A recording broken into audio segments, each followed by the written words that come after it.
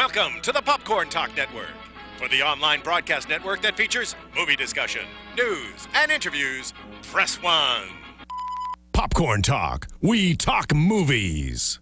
In a world where action movies are constantly exploding at the box office, our heroes take on the monumental task of dissecting and analyzing all aspects of action movies to truly understand what it takes to make a great action film.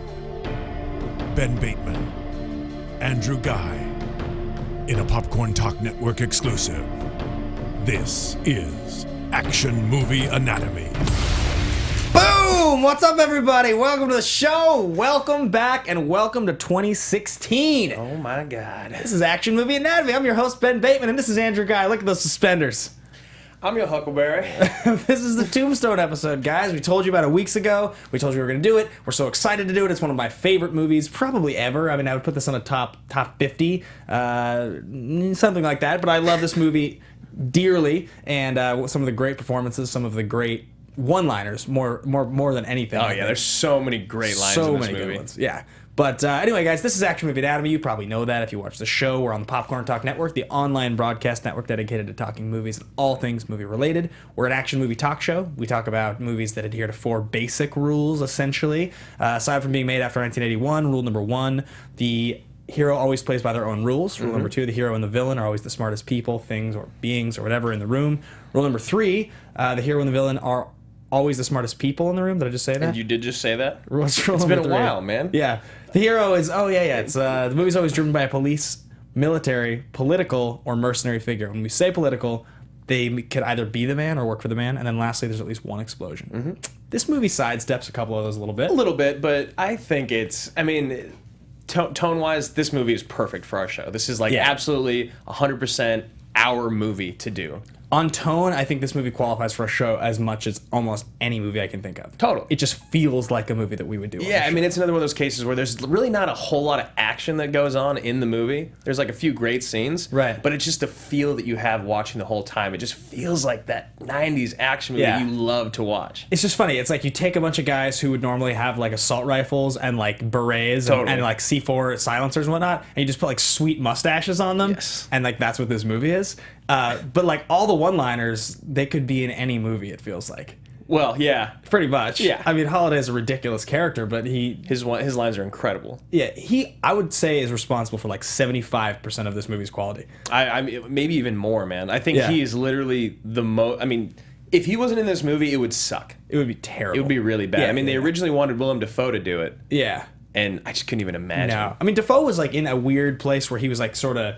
He could have pulled off the weirdness. Right. That's his character, but he wouldn't have been charming enough, I don't think. No, and that was like a big part of us doing our recast this week, is that Doc Holliday has to be charming. He has to be a charmer, yeah. Yeah. So anyway, we're going to get into all of your favorite segments on the show, guys. Once again, check us out on iTunes. You can give us a rating and review there. It really helps us keep high in the standings so people can find out about the show. It helps keep the lights on. We can't do a show in the dark. Also, we are on the Popcorn Talk Network along with several other shows, so you can check out Anatomy of a Movie, which is the Friday show. They do all the new movies that come out during the week. Kind of a similar format. They break everything down. Yep. There's video game movie anatomy. There's a taco movie anatomy. There's Marvel and DC movie news. There's Tacos movie anatomy. What is this? Otaku movie, I think it's. No, I'm just messing with you, man. Okay, very good.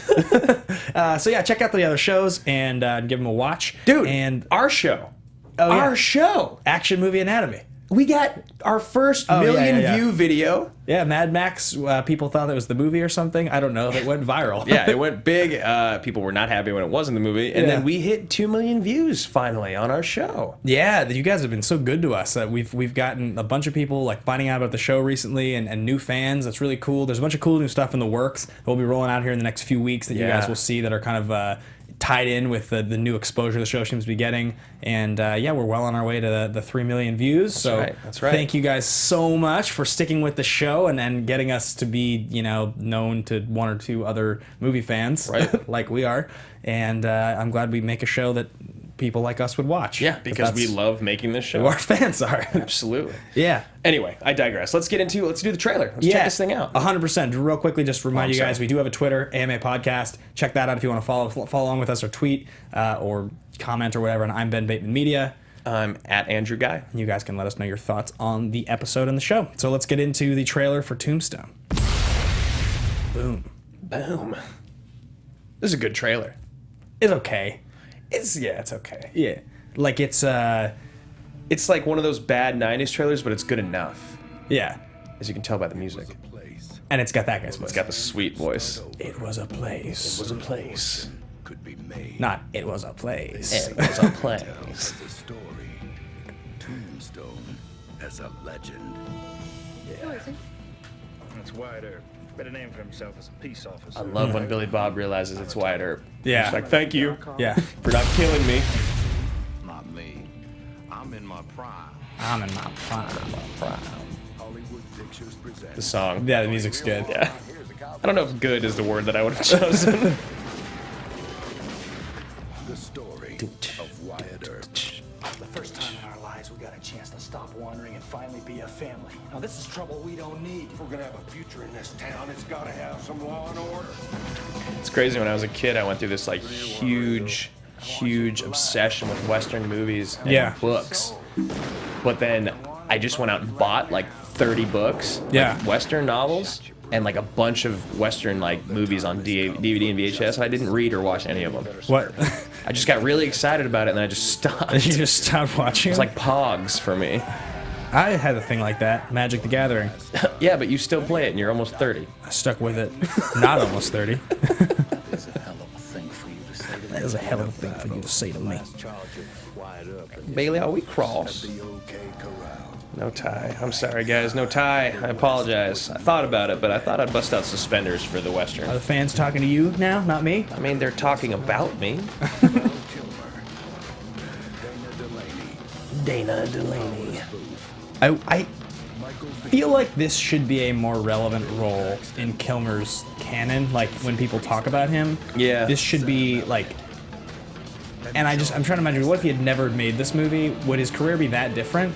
No, I think it would be almost I exactly don't think the same. anyone's careers would be different if this movie hadn't been made for anyone in it. Which is so bizarre. Yeah. So bizarre. Because it's such a fan favorite. People love this movie. People love if, this if you movie. look over Russell's like 15, and we'll look at it later, his 15 highest grossing, I think this is the favorite. Like there's 2 or 3 others I could put on there that would be like in the same class. Right. It's like Big Trouble in Little China, Escape from New York.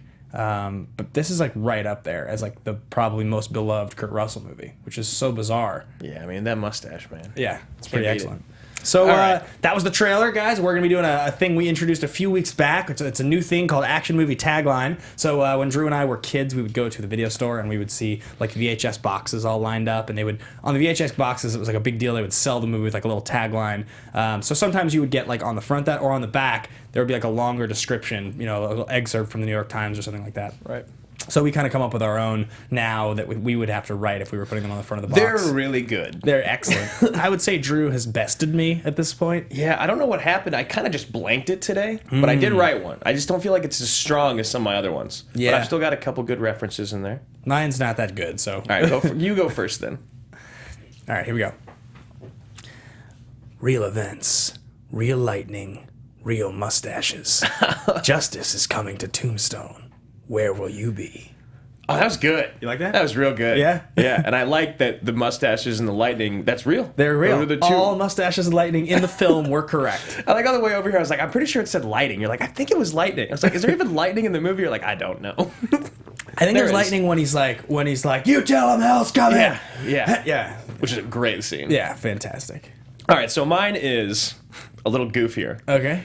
Grab the family and saddle up for the greatest depiction of the showdown at the OK Corral.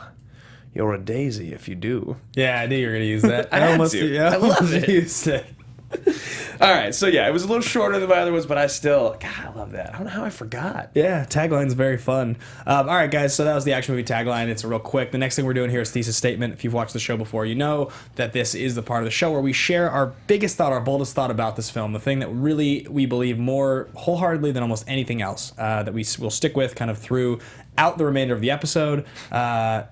And I think Mine's really serious. I don't know this if you week. believe like this more than anything, but it's you believe it. I definitely believe it. I don't know about more than anything in the film, but I believe this.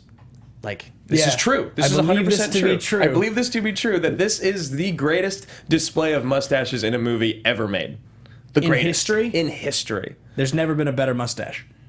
An ensemble of mustaches. A mustache ensemble. Yes, absolutely. This is like the Magnolia of mustaches. Of mustaches, yeah. I mean, Russell's in Hateful Eight looks insane. Looks incredible. Don't get me wrong. Yeah. But if everyone else in the whole movie had a mustache like his, Yeah. this wouldn't be true. But they don't.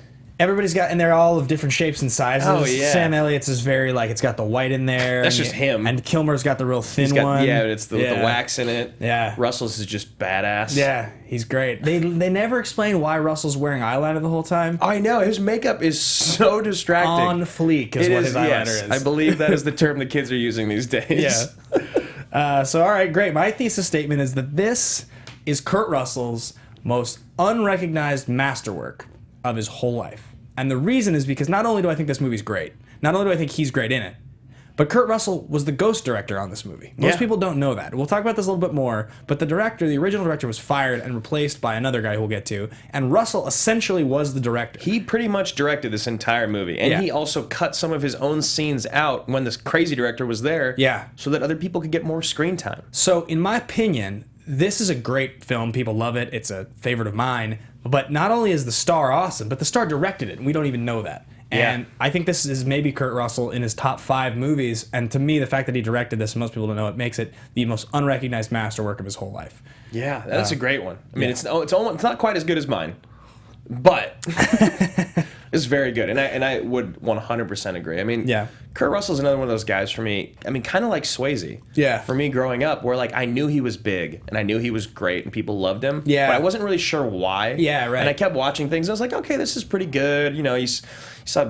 Big Trouble in Little Tokyo. Little China. Little China, I'm sorry. And then I was thinking about like 4 other movies. And then like Ghost with Swayze and like, you know, Dirty Dancing. There was all these movies that were big. Yeah. But I didn't really know why people loved them so much. They're like not that good. Yeah. And like, Russell's like, he's like interesting because I remember when we were kids. Remember Breakdown? Remember that movie? Yeah. Breakdown came out when we were kids, and that's like probably end of prime Russell, kind of like back end of his prime in some ways. And then like Dark Blue, I think, is 2002. That came out when we were kind of... So, but as he got a little older, like he stopped being really very relevant by the time we were even in high school. I mean, so, sorry, go ahead. Yeah, so I mean, like a lot of his famous stuff is in the 80s and 90s, and they're just... You know, Escape from New York's a cult classic. Escape from LA is terrible. It's they're, you know, he was in Vanilla Sky. You probably remember that, right? Right. I love though, and since we played that game when we did the Kill Bill episode, if you guys haven't seen it, go check it out. But we had a thing where we talked about actors whose careers could be revitalized by a Tarantino movie. Yeah. And to see Russell in Hateful Eight, I was more excited about that than anything else about the movie. Yeah, totally. And I don't even love him that much. He's got his mustache and his voice. He's got a small part in Death Proof. He's good in that. Yeah, he's really good in that. And he's got the like, he does the like the Elvis impersonation because that's like his thing. He's played him Elvis and Kilmer before. both are huge Elvis enthusiasts. Yeah, and they both have played him. So anyhow, that is a thesis statement. If you guys have your own, you want to share them with us, be sure to tweet at us at AMA Podcast or leave it in the comments and let us know what you think, or in the live chat that Andrew's reading right now. Yeah, I'm trying to keep up with it. I'm Give a shout out if you can. I think pretty soon we're gonna have somebody here to work the live chat with us.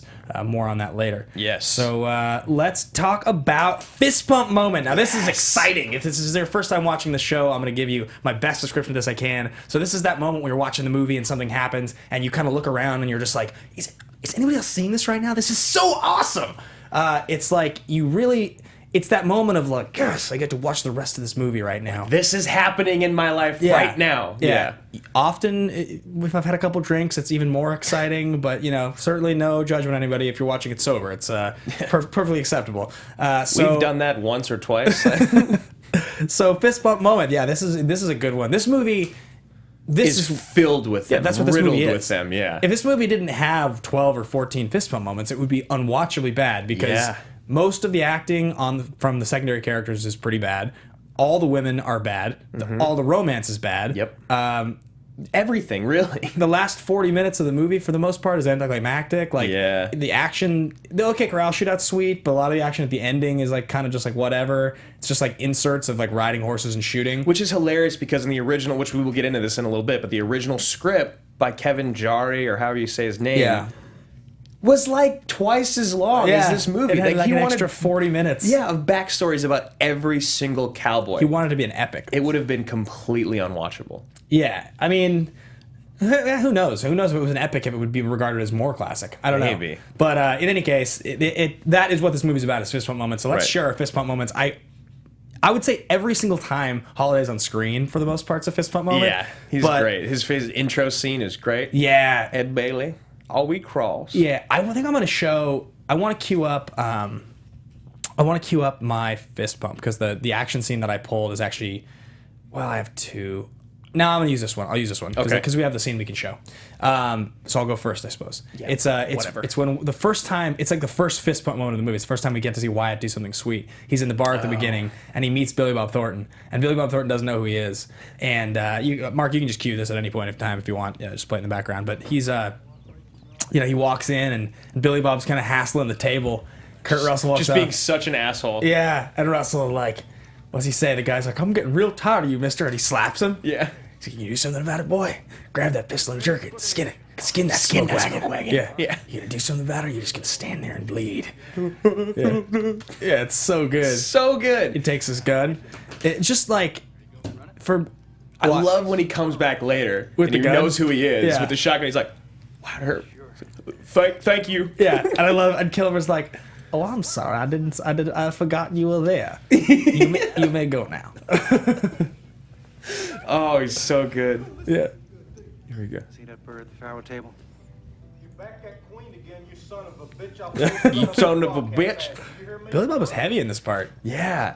Billy Bob is known as being he's one of the greatest assholes in film of all time. Ever, yeah. Like Bad Santa. Yeah. He is so good Yeah. at being an asshole, and this is like the roots. Yeah. Get rid of him, get yourself a straight dealer. Sure, stranger. That's easy for you to say. Walks over. Makeup on. God damn it, Junior, how many times A lot of makeup. Yeah. keep that damn cigar out We of should my have put on mustaches and worn eyeliner to the show. We really should have got the mustache. You have darker features. You almost look like you have eyeliner on sometimes, do. just by nature. Kids in middle school used to tell me that I was wearing eyeliner. Really? Yeah, it wasn't funny. Something on your mind? Something on your mind? Just want to let you know you're sitting in my chair. Is that a fact? Yeah, it's a fact. Ed Bailey. For a man that don't go healed, you run your mouth kind of reckless, don't you? No need to go heal to get the bulge on a tub like you. Is that a fact? That's a fact. That's a fact. That's a fact. Well, I'm real scared. Damn right you're scared. I can see that in your eyes. All right. Yeah, go ahead. Go ahead, skin it. Skin that smoke wagon. and see what happens. It's so good. I've never heard that expression before in my entire life. I'm getting awful tired of your snoring. I'm getting tired of your gas. Now jerk that pistol and go to work. I said throw down, boy. It'd be very intimidating. You gonna do something or just stand there and bleed? Oh, so really good, yeah. So good. Yeah. Well, my fist pump moment, on the other hand, is Kurt Russell again. Okay. With how good Doc Holliday is, both of our fist pump moments being Wyatt Earp is great. But it's no. And he walks out and he just kills Curly Bill in the middle of the river with like an array of gunfire coming at him, which is true. Apparently. That's how it really went down. I love it. It's one of those moments. It's the same thing as like what happened in Breaking Bad when Gus goes out with the sniper. Yeah. He's just like standing there, like asking for it. I love that moment in movies because it doesn't. I love it even more in this one because of it being real, because it seems so fake. You know, like that would never happen in real life. Never. And then the fact that it did, I was just like, oh, hell yeah. That is definitely my fist bump Legend. moment. Yeah. No, I mean, it's true. That's like the last good moment of the movie, really, though. Like, that's where I feel like the climax just like dips after that. Yeah, I mean, it is. The scene with Ringo dying is good, but it is definitely not as intense. Yeah, it's true. The Ringo scene is sweet. And Ringo. Yeah, because I wasn't quite nearly as sick as I laid out to be or something like that. Sounds like I'm being slow drinking. Anyway, so that's mine. The other one that I don't know, we're gonna get to show it later, but the other one I almost went with is when Ike he's like, set him free, law dog. Set him free. And he's like, yeah. And he's like, everybody get back. And he puts the gun up like, you die first. Your friends, your friends might get me in a rush, but not before I turn your head into a canoe. Yeah, that's my other favorite moment. That to me is like a real fist. But I mean, it's funny, as great as Holliday is, the biggest fist pump, like badass moments are actually Wyatt's moments. Because he's more of a badass, even though Holliday is like more entertaining. Yeah, well, he's more like in your face about it. Because I do think that Holliday is the bigger badass. Yeah. He's definitely like, he even says like, Earp can't beat Ringo. Yeah, he's like, I can't beat him, can I? He's like, no. Yeah, it's awesome. No. All right. So let's get on to like what these guys were doing, which is interesting because at this point in both their careers, like Russell's kind of, he's not on his way out. It's like, let's see, like, so, well, you have, I mean, the films right before, these are all like pretty well known. He was still very much in it in 93, but what happened after 93 is almost more interesting. Because, like I said, I think Breakdown's like 96, maybe. Does that sound right? Yeah, so he's got Backdraft in 91, which is... Yeah, I've seen Backdraft. It's not bad. Yeah, it's a classic. It's like a big budget, like 90s action movie. Thriller kind of a thing. Yeah, and you've got Unlawful Entry, which I haven't seen. You said you hadn't seen it either, right? I've never seen Unlawful Entry, no. Right, and then in 92, he's got Captain Ron. Yeah. Which I think I may have seen on TV like once or something. Definitely like seen that. Captain Ron. Definitely a real silly movie. Yeah, I mean, this is what I'm talking about with Kurt Russell and who he was to me, like growing up. Yeah. You know, it's just like I didn't really know him. For our fans, they want us to do Tango and Cash. That's 89. Yeah, that's a big one. So that's right before. But the stretch that he does right after this is interesting. So he plays Elvis in Forrest Gump. Right. That's a small part. Just the voice, right? Yeah. Yep. He's got. I feel like you see him or a silhouette, maybe. I'm pretty sure he just does the voice because when he's with Forrest, you don't ever see his face. Maybe you're right. And then they show him on TV later, and I think that's the real Elvis. Got it. Okay. Yeah. So then Stargate, 94, which is huge. That's a big one. Escape from L.A., they tried to do the sequel, 96. Bad. Executive Decision, 96. That's a big one. People love that movie. Executive Decision? Mm-hmm. Yep. Breakdowns, 97. Soldiers, 98. So that's, I think, right where it sort of crests. Because, like, after that, you have, like, Vanilla Sky, Dark Blue, Miracle. You know, it's... Yeah, it starts to... I mean, Miracle's sweet, in my opinion. But yeah, like, there's a big lull. He stops being, like, a real big A-lister. He had that surprise performance, though, appearance in Furious 7. Oh, yeah. That was so random. Yeah, it was very weird. But he was pretty sweet. Yeah, he was good. He was good enough. It was a good ad. I mean, I thought he was the he's going to die guy the whole time, but he's not. It's sweet that those movies just keep adding... They just keep... It's like, we'll just put another star in. Why not? Yeah, like, because everyone... I mean, it's like Daniel Craig wanting to be in the Star Wars movie. Yeah. As a stormtrooper. No one knows who he is. If you see it again, you'll recognize his voice. Yeah. But it's like, do you want to be in this massive franchise?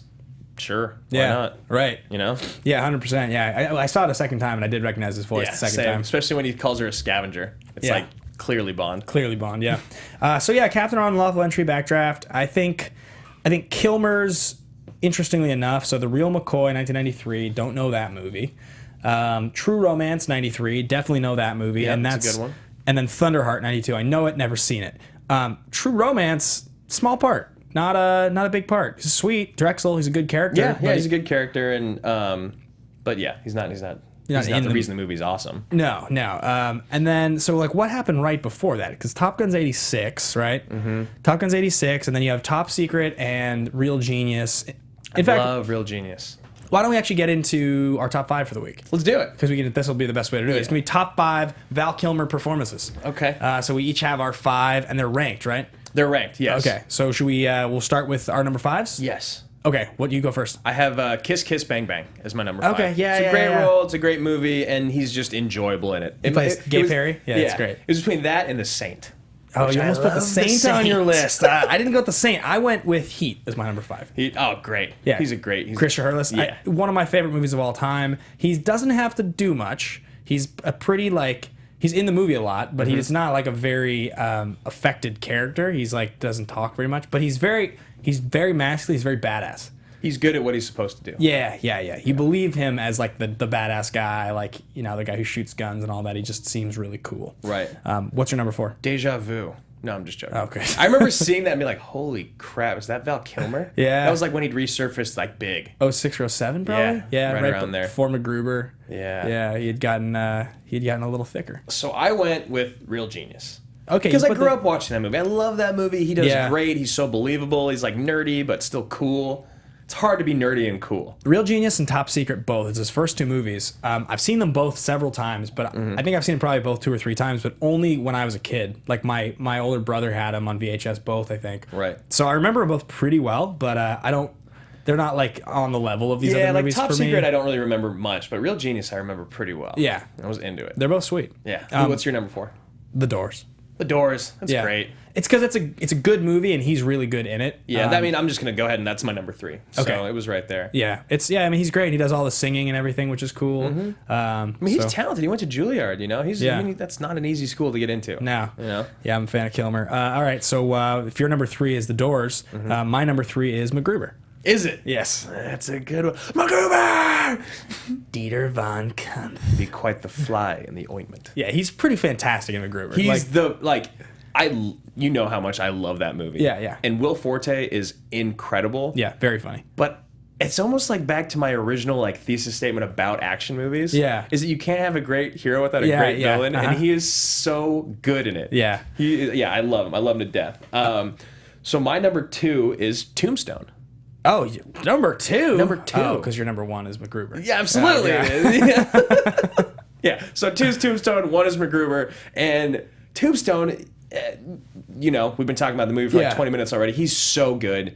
He's so committed to his character. Yeah. And everything he says, he has that thing that you talk about. He's got that movie star quality. Yeah. Where he can be funny without even really trying. Yeah. But he's still you want to see everything he does. Every scene that he's in, you want it to be quiet in the room. It's a really special performance. I think I was reading when Ebert was talking about this movie and how this movie came out. Because this movie, there's a lot of weird stuff, and we'll talk about it with production a little bit, but there's a lot of weird stuff with this movie and how it really was... weird. Yeah, it was... Because it came out around the same time as Wyatt Earp, and they were being developed at the same time, it was sort of pushed to a winter release, and it got kind of lost in the shuffle. It made some money, but in terms of critics and all that, it just sort of went by the wayside. And Ebert was like, I wasn't going to review this movie until I kept hearing from every person I talked to how great Val Kilmer was. And I heard it from 7 or 8 people. When that sort of thing happens in the movie world, usually it means you have to go see the movie. Absolutely. So yeah, I mean, Tombstone, it's a wonderful performance. That's my number 1. My number 2 is Willow. Where he plays Mad Mardigan. So good. Yeah. I love that you have Willow on your list. I love that Willow. It's on any top 5 list. Yeah. We had the Willow board game when I was a kid in my house. That sounds we had like the an Willow exciting game. childhood. Yeah. It was awesome. I just loved Mad Mardigan. He's a great character. He swings the sword well. Yeah. Yeah. It's so awesome that's... I love that that's your number 2. I love that that's Val Kilmer because the movie's great. Yeah. The movie's awesome. Yeah, so my number 1 is MacGruber. I love him in that The fact that our number 1s are MacGruber and Tombstone, I'm totally happy with. That's good. They're 2 great roles. Absolutely. It really shows his range. It really does. All right, let's talk some of this weird stuff with production development. So, what a weird movie, man. It's so great. We keep talking about this in movies. I mean, the production development, we sometimes feel is a bit of a lull in our show, but I don't think it is, because this is how this movie got made, and we find so much with these great movies how disorganized they are sometimes, Yeah. So this one, to clarify what's going on here, is that they were developing Tombstone with Kevin Costner in the role of Wyatt Earp, and this was happening at one time. But because the writer Kevin Jarre was unwilling to cut the script down, he decided to jump ship and go try to develop this as a miniseries with another studio, which is why Wyatt Earp, the film, started to get made. Right. He used his star power to sort of eventually convince them, let's make this into a movie. And because of their clout, we're able to convince most studios, distribution companies, to not touch Tombstone. Right. So this affected some of the casting in Tombstone. This is one of the reasons that because Disney was the company, right? Because of Disney, they didn't want Willem Dafoe in the role of Doc Holliday, which was the original casting choice, because he was a very controversial pick at the time because of Last Temptation of Christ. Right. Yep. So the production on this movie's going. They fire Kevin Jarre, the writer, shortly into making the film because he was unwilling to compromise the script. Yeah, and they were going to go way over budget, way over shooting time, everything. So Russell, at the risk of watching the production fall to pieces and the studio shutting it down, rallies everyone together, right, and really becomes the de facto director. Right. Now they bring on George P. Cosmatos, who Stallone recommended originally. Because he directed Rambo First Blood Part 2. Absolutely. Yeah, so we've talked about him a little bit. He was actually, Stallone's kid was the person who recommended Cosmatos to him when they were doing the film because of his technique with aerial photography, Yeah. which they use a lot of in Rambo First Blood Part 2. And so he came on as the director, and there's this long interview from '06 with True West magazine where Russell reveals a lot of the sort of the secrets behind all this, because this was not like known information really until then. Yeah, I mean, it's definitely taboo as a director to just like admit that your lead actor directed the whole movie. Yeah. That's like a Wahlberg Boogie Nights moment. Yeah. He lets me block my own scenes. I don't let him block his own scenes. So he would give Cosmatos a shot sheet every night. Yep. You know, for the next day, and then they even had like sign language signals to like communicate Like on baseball set signals. About like, you know, how to direct and all that. So I thought that was pretty interesting. This movie it got made, but like the original script had like 30 to 40 more pages of extra background story to all the different cowboys. There was like a lot about the Earp family. Yeah, it was supposed to be like a Once Upon a Time in the West kind of a deal, you know, like 3 hours long and all that, which is why I think at times this movie does actually feel like chunks of it just ramble. Well, yeah, it's being caught in between being a dramatic epic with some action and like a 90s throwaway action movie. Yeah. And when you get caught between those two genres, those two categories, Yeah. it's not a good place to be. Which is for a why movie. all the romance is just like, ugh, what are you doing? Like this. Incidentally, the chick that plays his love interest in the movie, whose name is not coming to me right now, I was watching the movie recently and I was like, why does her voice sound familiar? I was like, does she play the female lead in Batman Mask of the Phantasm, the animated movie from 1992? Really? That's And- her? And I like heard it and I was like, I swear it's her. And Burns was like, there's no way you would know that. And I looked it up, it's totally her. Yeah. It's amazing how many times you watch something as a kid and it just really sticks with you for your whole Yeah, life. I could just hear it, you know what I mean? Yeah. Anyway, yeah, Kevin Jarre is he's not like a, I mean, he was known for Glory. That was why he got involved with this film. And Rambo First Blood Part 2, Glory, Tombstone, The Mummy, The Jackal. Devil's Own. Which I do like The Jackal. Do you? A lot. That's not a great movie. I mean, obviously he's not a great writer. No. But he kind of had that genre nailed. I mean, the first Mummy is great. Yeah. Yeah, I mean, it's... Can we just do- talk about how weird the first Mummy being remade with Tom Cruise in the lead role is, by the way? Wait, what? You didn't know about this? I thought it was a joke. It's real. It's a real thing. It's credited. going to be, they're redoing the entire Universal Monsters line as it's a shared universe picture. Oh my so it's God. going to be more like the traditional Mummy than the newer Mummy.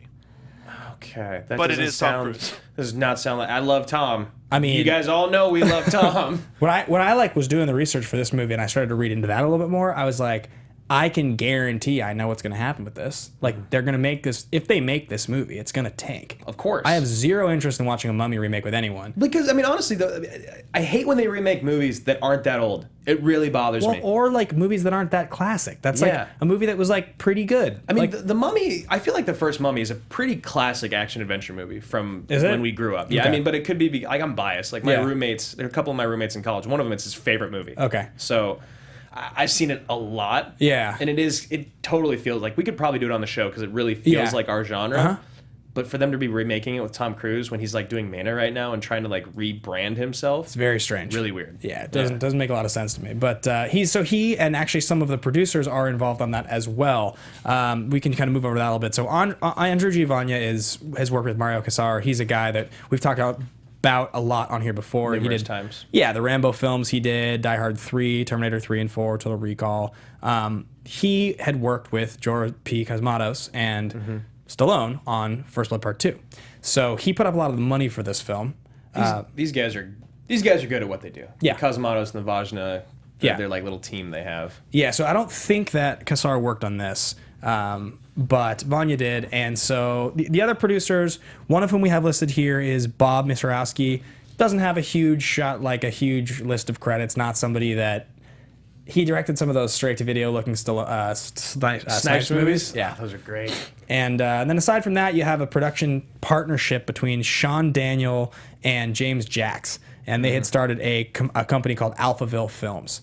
Now, interestingly enough, they started the company in 92, and the company did like 20 films together. But Tombstone's not one of them. They both produced the movie, and they did movies from 92 to 04, like 20 movies. There's Right. like a big list. Most of the movies they did in their whole career are Alphaville Films, but not Tombstone. I wonder why that is. Was it Yeah. maybe not? It could have well been enough something yet, to or- do with. It could have been something to do with the fact that the whole thing with the controversy with Disney and all that, and a lot of studios wouldn't touch it, so could have been like as a smaller production company that they couldn't touch it yet. Oh yeah, there was also another writer that got brought on that ended up getting uncredited at the end. Yeah, by the Writers Guild Association. It's John Fasano. Right. And he did, because he was the guy that was brought in to clip the script down. Right, a lot. Yeah. So those 30 pages or so that's him. That's crazy they didn't get any credit. I mean, I understand it, especially with how much this guy was probably throwing a fit. He's an associate producer on it, but he didn't get any writing credit. Yeah. But yeah, he's another guy, if you look him up, he's got some credits, but nothing crazy. He was more of like I think he was kind of like a script doctor kind of a guy. Do you think when you see, excuse me, when you see people like, I can't get over this Jarre guy, so I'm going to keep going back to him. Yeah. When you see someone like that writes that many good movies at a certain point, and then he just stops. Yeah. Do you think it's because of who he is as a person, like dealing with business? Like when we do all this research, you find out all about someone like this, because he was never that incredibly talented. Like Glory was the best thing he ever did. Yeah. You know, and then you go on and you hear about all these like nightmares basically with this guy, or horror stories. Do you think he just falls off because of his personality or because of his writing? I tend to think that when it comes to writing, that's the one category where it's the hardest time to look at the finished product and judge a writer by the finished product. Right. Because they have so little control really over the way that their script turns out. Mm-hmm. The director has so much of it in their hands. The editors have so much of it in their hands. Yeah, the quality of the actors. I mean, whole entire chunks of movies and scenes can get cut out that can make the script seem so much less cohesive. I think some writers, guys that have a lot of creative control, it's easier to judge. A guy like Charlie Kaufman maybe, or Aaron Sorkin, or somebody who's like when you're known and you have a name, your script matters. You're given some amount of control.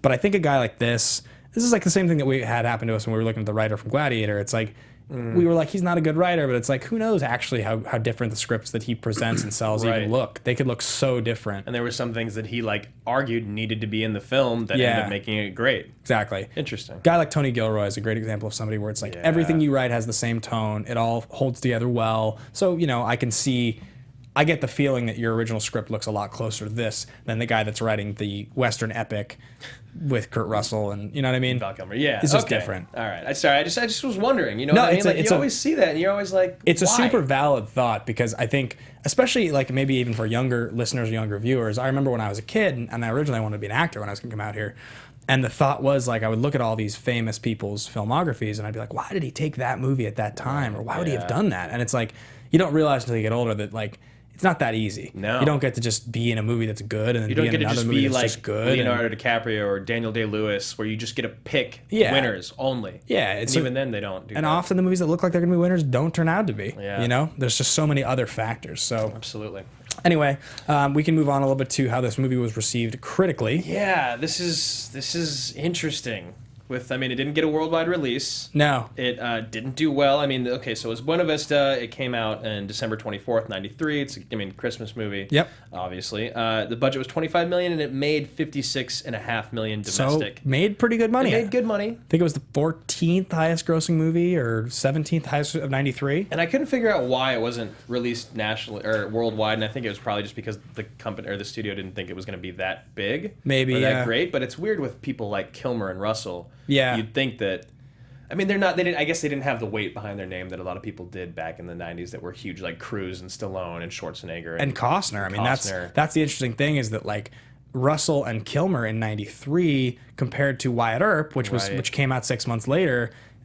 This is the movie regarded between the two that is much more of a fan favorite. People like this movie far more. No one talks about Wyatt Earp, the movie. No, never. But it's certainly interesting that Costner in '93. That is a huge. Yeah, deal. It was like we talked about this with Swayze. Costner and Swayze and Cruise were kind of the three guys that were like that. He Dances with Wolves had just come out a couple years earlier. Yeah. He was the guy. Waterworld, I think. Waterworld. I think it's the next year. I think it's '94. Probably the best movie ever made. Probably. We could probably justify doing Waterworld on this show. Yeah. We probably could. It's real bad. We have so first of all, if you're just sitting at your computer watching the show or doing whatever, get your phone out or get on your computer and get Twitter loaded up and make yourself a Twitter account, because we're going to change up the pitch a little bit this week to where we're going to start to have you guys kind of pick what's going on. So when we talk about movies like Waterworld and we want to pitch that one week and you guys think it's completely against what we do, we'll be able to know. Yeah, we can actually hear what you guys have to say. We've done 35 episodes now, or this is 36, so we've covered a lot of classics, and at this point we're going to start to actually really put the choice between 2 or 3 things every week in your guys' hands. Right. Unless there's a movie we have to do for one reason or another, we're really going to just see what you guys think, and you can sort of decide for us. So let's talk a little bit more about the budget here and the reception before we move on. So I pulled up a graphic here, and it's Kurt Russell's top 15 adjusted for ticket price inflation films that he ever did. Right. So Tombstone is dead center, number 7. Furious 7 just doesn't count. Yeah, it's not really fair. It's not him.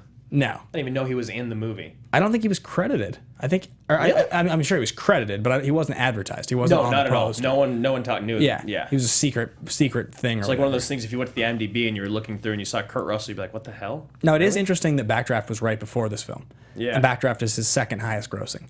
So there was a certain amount of, like, if you're going to put $25 million behind a Western epic, you need a star. And he was a star. Yeah. He definitely was a star. And Stargate's the next year. So when we talk about him being sort of in his prime, he was sort of in his box office prime. Mm-hmm. But it's true, Kurt Russell never really quite got to that next level of... Which is so weird, because that name... Yeah. The name Kurt Huge Russell, name. Everyone knows that name. Yeah, you can't put him on the same level as the other guys at the time that you... Like, he never achieved the same thing that Costner did. No. Doesn't have the classics. Didn't the Cruise. He didn't have the movies that were good enough to support that. Even like into the mid-2000s, he was doing things like For Love of the Game, and it was still selling tickets because it was just Kevin Costner being Mr. Brooks. Like, you know what I mean? Like, yeah. There's just these weird movies. Yeah, completely agree with you. Should be noted, Kurt Russell did Miracle in 2004. Miracle's sweet. Gavin O'Connor, friend of ours. Awesome dude. I love in It's Always Sunny in Philadelphia, they keep referring to that movie. It's like... they're like, is that the football movie with the New Kids in the Block guy in it? I'm like, no, it's a hockey movie. But anyway, I love that movie, or that show. Miracle was decent, uplifting. Miracle's sweet. It's a good movie. Miracle's sweet. Yeah, like Gavin's got it. He's like that sweet feeling when you walk out. Fully, yeah. And Warrior is all about that. We'll get to that later. But because Russell has a great speech in Miracle. Oh, right? Very good. Yeah, the Miracle speech is like one of the big ones where he's like, he looks around and he's like, gentlemen, great moments are born from great opportunity. Right? Are you Obama right now? No, he does that voice. He does that. Look, gentlemen. It would have sounded different if I did my Obama. President of the United States. So yeah, Tombstone's number 7. Interesting that Tango and Cash is number 5. That's like people love that movie. They want us to do that movie on the show. Like Tango and Cash and Roadhouse are two of the biggest movies that people are just going crazy about. Yeah, Executive Decision, Breakdown. Yeah, Miracle. So anyway, it's what sweet filmography, man. It is, right? But it's hilarious that it's like not a filmography that has... There isn't 3 movies on this filmography that I would look at and I would go like, oh yeah, that's like one of the movies that we all saw as a kid 10 times. Right. Or like if I could never watch one of these movies again, I would be heartbroken. And I don't feel that about any of these movies. Tombstone is the only one on here closest one that I would feel like really, truly like this is a special movie. Like there's something about this movie that really stands out. The other closest ones would be Escape from New York, probably Tango and Cash, Stargate, maybe, or Back. No. Yeah, for me, the only one on here that really blows my mind is Tombstone, and Escape from New York is the closest, just because it's like so part of that post-apocalyptic 80s genre. I mean, 7 years before we were born. But it's a really silly movie. Yeah, absolutely. Very silly. But interestingly enough, Tombstone, 7.8 on IMDb. Which is very, very high. And that's what we talk about. And you look at the Rotten Tomatoes. I mean, go ahead and Sam. 73 for all critics. Right. 29% top critics. Right, and there's only 7 reviews for the top critics, so it is definitely like really heavily weighted. It's pretty bad. Still, it's really bad. And then 94% audience rating, which is dead on. That is why we do this show. Is movies like that. Me and my buddies have always talked about that. Like, if I don't care if the 2 first reviews are like in the teens or the 20s, if the last one is above 70%, it's going to be a sweet movie. Yeah, audience review is almost the most important characteristic for this show. Totally. I would say even more so than the IMDb rating. Absolutely. Because the IMDb rating tends to be so much more of like a mean, whereas like you can see such a dramatic difference when 94% versus 29%. Right. And in fact, often if the middle one is low and the last one is high, I have a lot of faith that the movie is going to be like our kind of movie. Yeah, absolutely. It's like awesome. But one thing that I do love about the IMDb thing is that you find with movies that are like this, that we do love, that are cult classics, that they have this big like just following people that love these movies. I mean, that's what a cult classic is. They get those points on IMDb when it's so hard to get up in the high 7s. You know what I mean? Totally. So we got Richard Harrington from the Washington Post gave a rotten review saying that it's a highly stylized, fashion-wise, but awkwardly unfocused in its plot lines. It aims for Western I cannot talk today. It aims for the Western iconography of Sam Peckinpah and Sergio Leone, but never gets past its own directorial hurdles, which sounds, I mean, pretty par for the course. And I would say it's when funny. You're comparing it against those two directors. Yeah. You know, like that's not really fair for what kind of movie this is, I don't think. I would say like that the negative, this is probably the movie we've done on the show that I can understand the negative criticism. Like, it is the movie that I love the most that we've ever done on this show that I can also fully stand behind the negative criticism. Totally. Because I get it, and there are a lot of elements of this movie that are really bad. If I hadn't watched this movie with you for our show, Yeah. I think I would have been a lot more let down. Yeah. Even watching it with you, I was like, okay, this is sweet. Oh, okay, Kilmer's killing it. Oh, that's a sweet Russell line. Yeah, right. But really, throughout most of it, I was kind of just like, Yeah, a lot of it falls flat. It's just it's got 45 to an hour of like dead weight. Right. But thank the good God is those scenes so are the good is 'cause so it's- good that it makes up for it. Yeah, fully.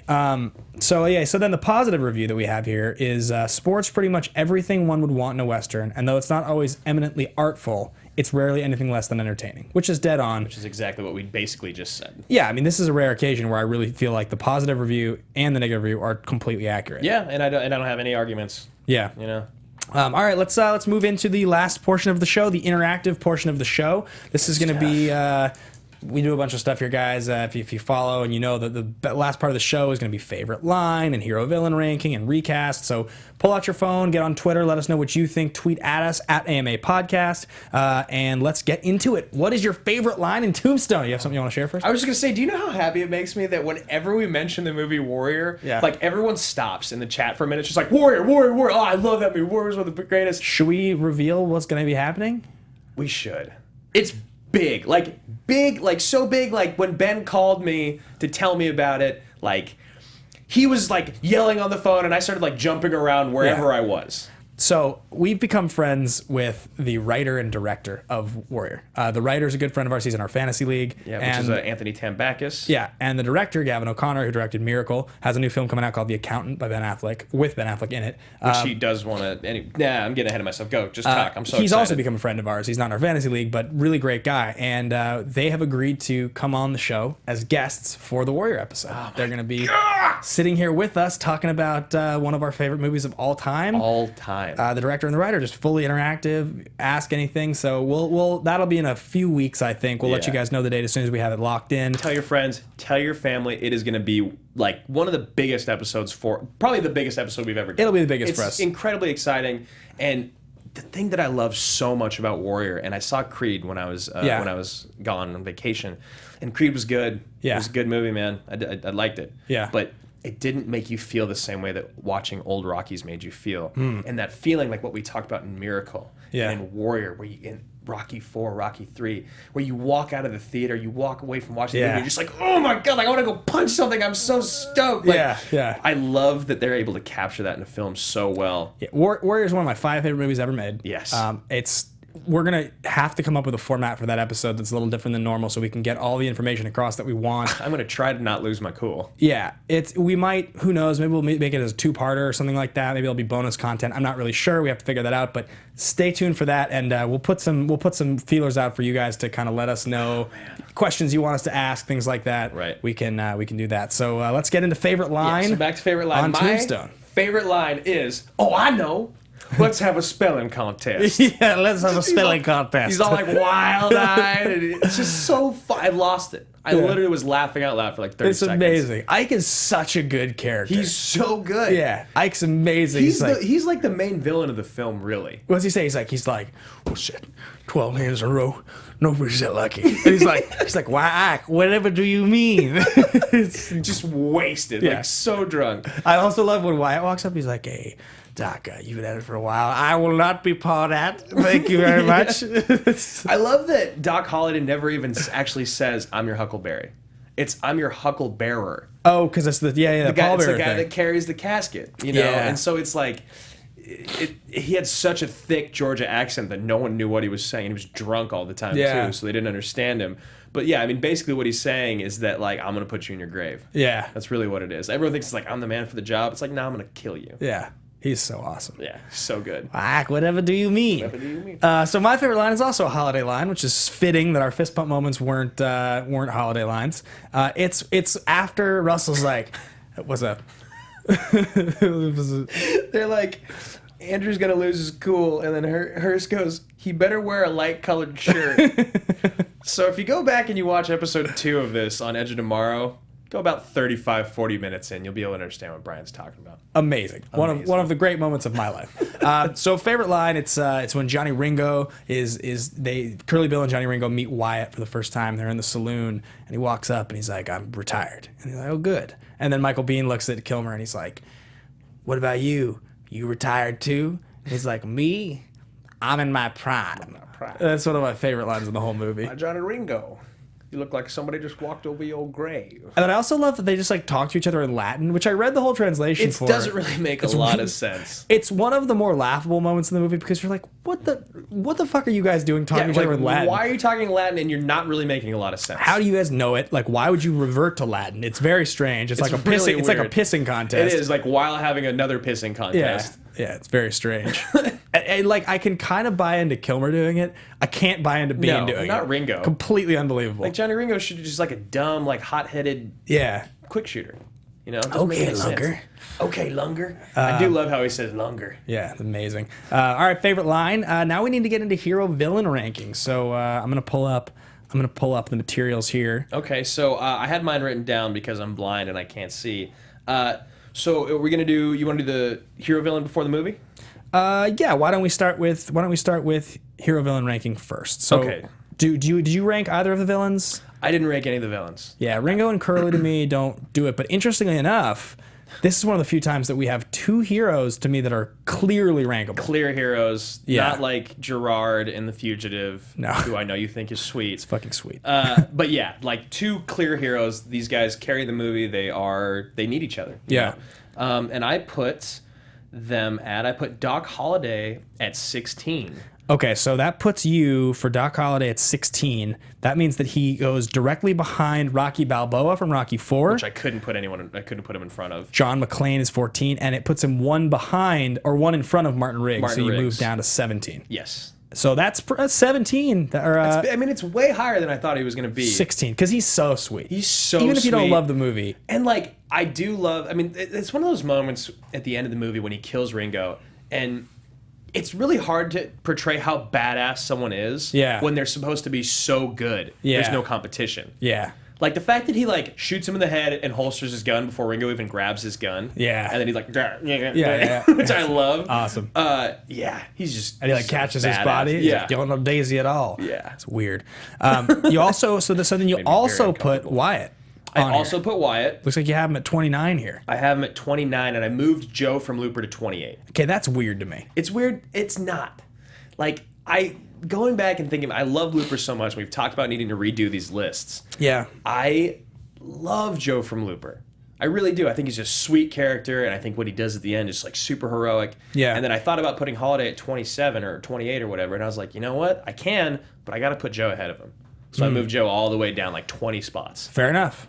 All right. I mean, it's not unreasonable. It's not unreasonable. I mean, it's cool, but we should maybe for phase 2 that's coming up here pretty soon with the show, we should do the re-rank. Maybe do the we'll do a re-rank. Yeah, it's probably a good thing to do. So what do you got? What do you got for Holiday? All right.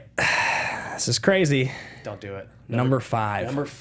Number 5. So what's your top 5 heroes? Dutch, Maximus, Jason Bourne, I don't have a number 1 yet. Those are good. Those are good ones. Right? Yeah. I think it fits. It puts him ahead of Neo, but I love him. But yeah, he's ahead of Ellen Ripley. He's ahead of McClane. He's ahead of MI3, Ethan Hunt. He's ahead of Rocky 4, Rocky. He's ahead of Rambo, First Blood Part 2. That's crazy, man. Yeah, well, Rocky for me is a little lower on here. Rocky Balboa is number 16. He's behind Johnny Utah. Get me two. And then I put Wyatt Earp a little lower than you had him. I put him at number 33. So he's behind the T800. He's behind John Creasy. I do love Creasy. But he's ahead of Brian Mills. He's ahead of Max Roktansky, Jack Traven. Yeah, it's kind of like the same mentality as I had. Yeah. But I put him down lower rather than higher. He's got sweeter lines, like really fist pump lines. Even now, having seen the movie as many times as I've seen it. Like, for instance, Brian Mills from Taken. Love Taken. Great movie. Yeah. But when I watch Taken now, I don't find myself as engaged anymore. I find a little more bored. Yeah, and like really just the speech is what sets it apart from just another throwaway action movie. But Wyatt's got 3 or 4 lines in this movie that every time I watch it, I'm still fist pumping. Right. Which is why I think he gets to be a little higher. So that's where I do that. I don't. I didn't put Curly Bill or Johnny Ringo. I just don't think they really rank. I did put the movie a little higher than I thought it was going to be. Okay. But it's not great. I put it at 26, I believe. Is that where I have it at? 27. 27. You put it one behind Taken. So it's behind Ghost Protocol and Taken, but ahead of Bourne Legacy and Furious 7. Yeah, and I think that's fair for me because I didn't grow up on this movie. Right. I do really like it, but I also watched it from like a film critic's point of view. Yeah. So I wasn't able to enjoy it as much as I would have if I'd watched it my whole life. Yeah, it's fair. It's fair. I put it reasonably high. I put Tombstone at number 17. Mm-hmm. So it's right between Predator and The Patriot. Wow. Okay. So it goes Mission Impossible 3, Man on Fire, Predator, Tombstone, Patriot, Rogue Nation, Air Force One. Put him for The Patriot, man. That's tough. I like it more than The Patriot. Yeah. To me, it's very much the same. It's very much the same kind of movie for me. Yeah. They have a very similar tone when I watch them. But as much as I love The Patriot, there's no character in The Patriot that I like anywhere near as much as Holliday. Okay, that's fair. He was so memorable for me. Hurst mixed it up, and he put this movie at number 2 all time behind Aliens for him. Wow. Number 2. Crazy. No wonder you were so damn excited for so many weeks. Yeah, well, I mean, that's awesome. It's a great movie. Yeah. So we switched up recast this week. Yeah, we changed it up a little bit. We made our own master recast where we collaborated. So we're not competing this time. This time it's going to be we came up with a list together and we agreed on everything. Yeah. And so let's just kind of go from back to front. We chose 7 roles. Yeah. None of the that women. was another reason. Is there were so many roles you had to recast. Yeah, you can't really skip most of them. So we ended up the roles that we decided to recast were Virgil Earp, Morgan Earp, Ike Clanton, Curly Bill, Johnny Ringo, Doc Holliday, Wyatt Earp. And this isn't a sexist thing. It's just that the women in the movie, they do no favors to the characters. I mean, the one woman who plays the voice in Mask of the Phantasm I'm talking about is the closest one to, but it's just anyone can play her. She's complete. Alicia Vikander would be great. Yeah. I finally watched Man from U.N.C.L.E., by the way. Did you? Yeah. How was it? Yeah, it was okay. How was she hot? Oh, she was wonderful. Yeah. She was exquisite. Exquisite. All right, let's start with Virgil Earp. Let's do it. So, you take this one. Wait, Virgil Earp. We went with the young one. Oh, Virgil's a younger one? I thought Morgan was a younger one. Oh, man. Did we mix it up? I don't know. Bill Paxton's character. Yeah. That's who we're talking about. All right, Bill Paxton's character, we went with We're good at our jobs. Casey Affleck. Love it. Yeah.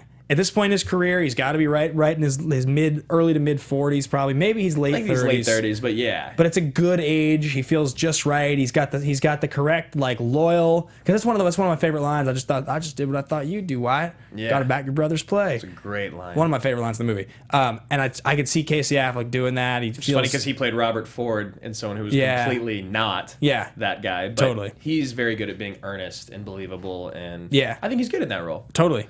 So then this is one of my favorites. This is good. So for the Sam Elliott character, who I think he's Virgil, but I can't remember. Mixed it up. Okay. It's one of the two.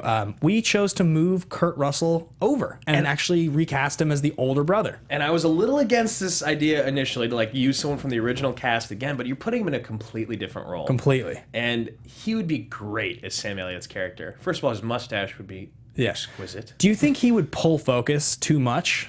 I thought about that a little bit. But I think with who we have in the top 3 roles, even the top 4 roles, again, people love Kurt Russell. But I think that he'll be overshadowed by the star power. He's a little older now. Smaller character. He might steal the scenes, but there's nothing wrong with that. Yeah, totally. You know? All right, so then Ike Clanton. So this is interesting. 2 for this one, which I think your initial Danny McBride was awesome. Yeah. He is so good and he's so funny and him being Ike. Law Dog. Yeah. Would be great. But then over here, Law Dog. We were thinking about it, and Ike has this characteristic about him that it's not really intimidating, but there's something about Danny McBride to when he's like begging for his life, it'd be too funny. Yeah, totally. You know what I mean? Completely. So we went with John C. Reilly, who I think would be great because I could see him being intense and drunk and scared and yelling and also funny and also weak. Right. He can play drama. We've seen him play drama plenty of times. He's an incredible actor. Yeah, really he's known good. for his comedy, but he's got a great range. Yeah, 100%. So the next one we have is Curly Bill. Yeah, so the tough thing about Powers Boothe and recasting Powers Boothe is you have to come up with somebody who's a little cardboard, right? Who's kind of charming and a little goofy, but not like somebody who really you feel like is gonna steal. Like he shouldn't seem like the most badass person in the movie, right? And he shouldn't seem like a comedic actor, and which is why when you see this guy that we've picked do comedy, it's always mind blowing because he's so good at it. Yeah. So we went with John Hamm. John Hamm. Yeah, we went John Hamm. And I really like that recast. Yeah. I was a little on the fence about it initially, but with what we talked about and him like playing against the other people that we have and him playing with the guy we have with Johnny Ringo, I think it'll be perfect. Yeah, so we'll jump into the Johnny Ringo. We were between two people on this. Yeah. The people we finally settled on were Taylor Kitsch and Ben Foster. And in the end, at first I insisted we use Kitsch, and Drew was okay with it. But the more I thought about it... I was pretty adamant about Foster, but I was definitely on board with Kitsch because I really like him. Yeah, the more I thought about it, the more I was like, I just think you need a little bit more of he needs to have a little bit more of a sense of humor or something. I mixed up the Earps. Virgil's the older one. Okay, yeah. He has to have a little bit more of a sense of humor. And I feel like Kitsch isn't great at having a sense of humor, whereas I think Foster can be a little more... He's a little creepier. He's a little... He is, but if you've seen The Punisher, when he plays like the tattooed kid with the lip rings and all that, like he's goofy. He has like a scene where he's like playing video games. And it's super goofy. But he's also, again, he redeems himself in that movie by being a complete badass when he's getting tortured. So I have seen that movie now that I remember, That movie's sweet. I really like that movie. All right, now for the big ones. Doc Holliday and Wyatt Earp. So for Holliday, the two choices that we came down to were Jake Gyllenhaal and Ryan Gosling. Yep. And we settled on Gosling, the reason being the charm factor. Yes. Gyllenhaal, I've seen, he's really good at being weird, and he's a great actor, and they're both great. But in the end, like, he's a little too creepy. Yeah, he is. He's like too good at being creepy, whereas like Gosling could be charming and creepy, which is a little more what you want, I think. Right, and you see him in Half Nelson, you see him all drugged up and like, pale, and I can just see him playing that role so well, and the line delivery, I don't know if anyone could ever do it as well as Kilmer did. Yeah, it's hard. I really think he would do great. So now here's the big one. We have to see if you guys are on board with this. We went with none other. You're talking about me. You mean me? Your city is never gonna last. We went with Rick Grimes, Andrew Lincoln as Wyatt Earp. And maybe he's charmed his way into our hearts with the Rick Grimes role. Maybe. I never would have thought when they first started the show 6 years ago that I would ever think to recast him as Wyatt Earp, but he's great. Not before I turn your head into a canoe. Yeah, he could do it. Yeah. I know he could do it. I know he could. Yeah, he already carries a revolver in the show. He's a total badass. And like the one thing that is so good about Earp in this movie is when he says those intense lines, you're like, you believe him. Oh shit. He's intimidating. And when you see Rick Grimes do that in the show, he's intimidating. Yeah, he's intense. He's got that wild-eyed look. Yeah, so that's it. That's the recast. I love it. That is the so let's settle up which of the three categories we think this movie fits into. In our opinion, there are three action movie categories. There's totally ridiculous, which is movies that fall off a cliff of absurdity like Face Off and Con Air. There's totally legitimate, movies that we really think they do exactly what they're supposed to. They're classics. They hold up totally. So that's going to be movies for us like Terminator 2 or The Fugitive. And then lastly, you have ridiculously legitimate, which is the middle category. So it's like there's some amount of campiness, very compelling, generally speaking, a really great performance in there somewhere, something that keeps you engaged the whole time, and we get to decide between the two of us which category we think each movie is. Right. So what category is this for you? It's funny because I'd had a couple fans tweet at me, and they were saying, like, if you don't pick that this is totally legit, like, I'm going to come to LA and take over the show, something like that. I think that's what one of them was specifically. Wow. It wasn't that aggressive. But then we're talking about the movie throughout the show, and the Latin scene. Yeah.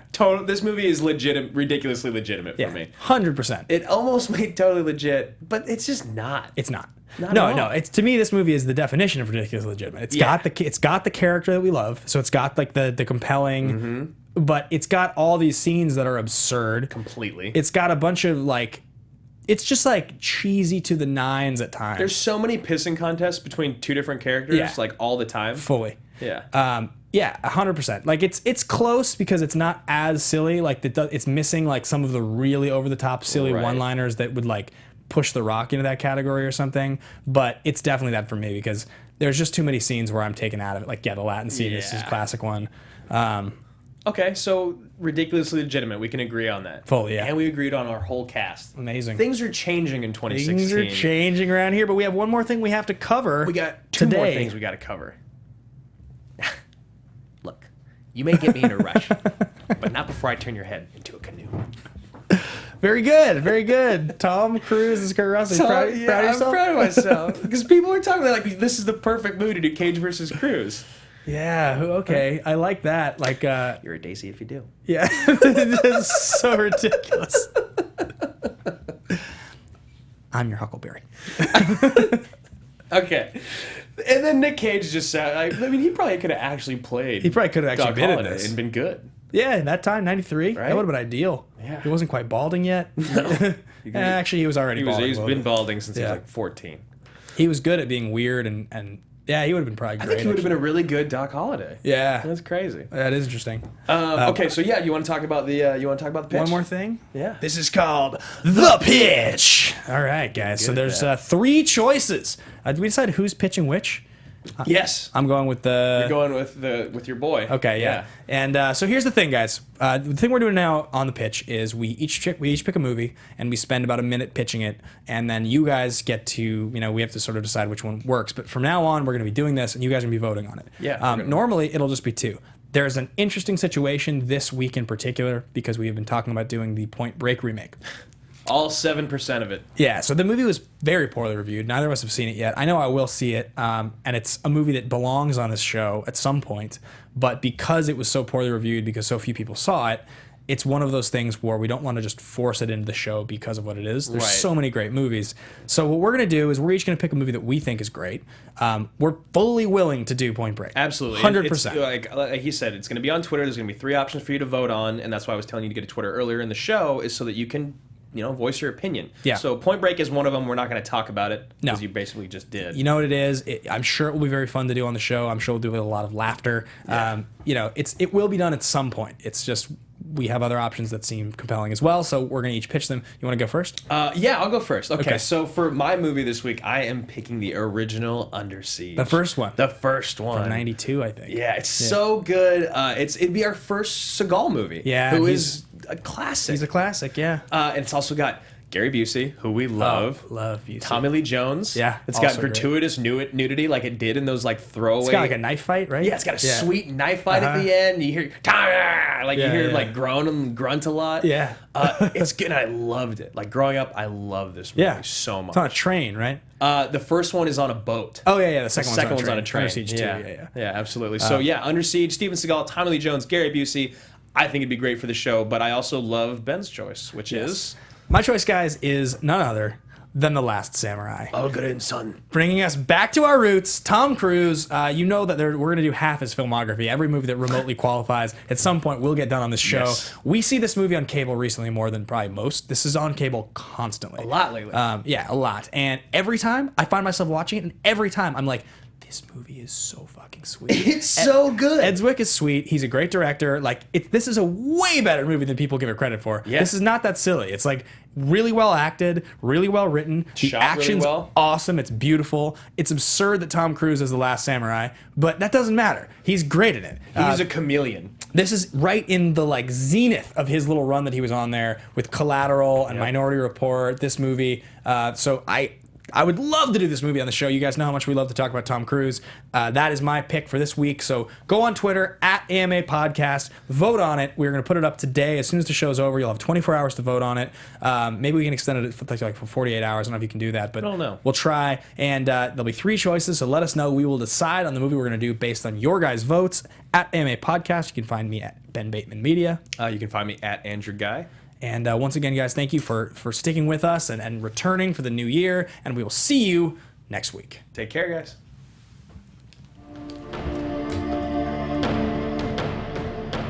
From producers Maria Menounos, Kevin Undergaro, Phil Svitek, and the entire Popcorn Talk Network, We would like to thank you for tuning in.